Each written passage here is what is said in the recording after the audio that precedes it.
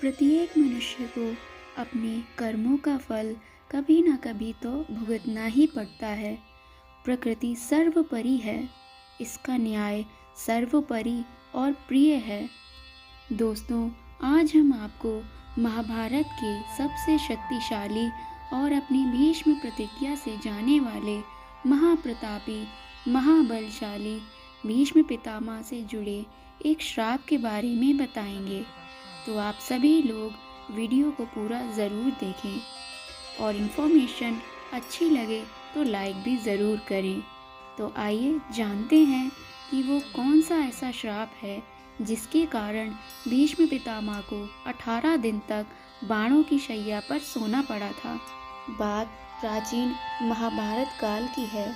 महाभारत के युद्ध में जो कुरुक्षेत्र के मैदान में हुआ था, जिसमें 18 अक्षौहिणी सेना मारी गई। इस युद्ध के समापन और सभी मृतकों को तिलांजलि देने के बाद पांडवों सहित श्री कृष्ण पितामह भीष्म से आशीर्वाद लेकर हस्तिनापुर को वापस होने लगे।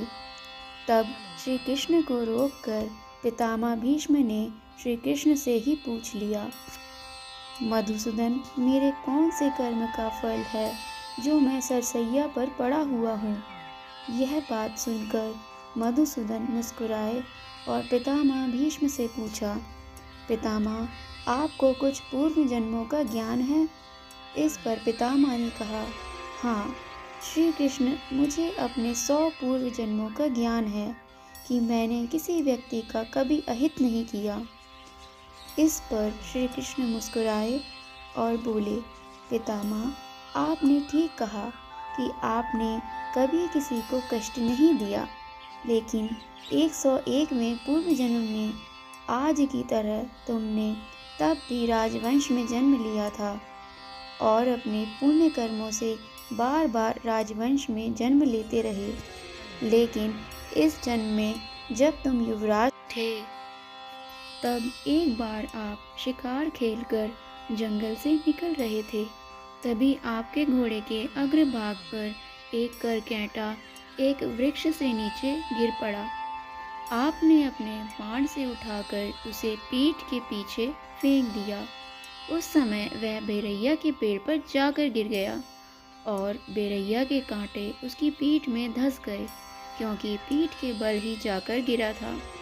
करकैंटा जितना निकलने की कोशिश करता, उतना ही कांटे उसकी पीठ में चुभ जाते और इस प्रकार करकैंटा 18 दिन जीवित रहा और यही ईश्वर से प्रार्थना करता रहा, हे युवराज, जिस तरह से मैं तड़प तड़प कर मृत्यु को प्राप्त हो रहा हूँ, ठीक इसी प्रकार तुम भी होना। तो हे पितामह भीष्म, तुम्हारे पुण्य कर्मों की वजह से आज तक तुम पर करकैंटा का श्राप लागू नहीं हो पाया।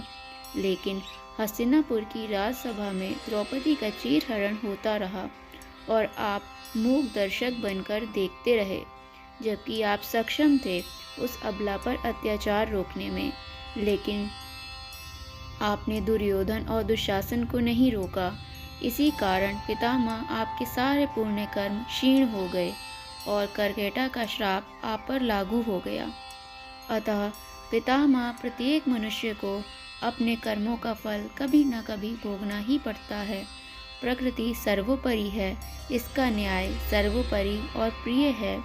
इसलिए पृथ्वी पर निवास करने वाले प्रत्येक प्राणी, जीव जंतु को भी भोगना पड़ता है और कर्मों के अनुसार ही जन्म भी होता है।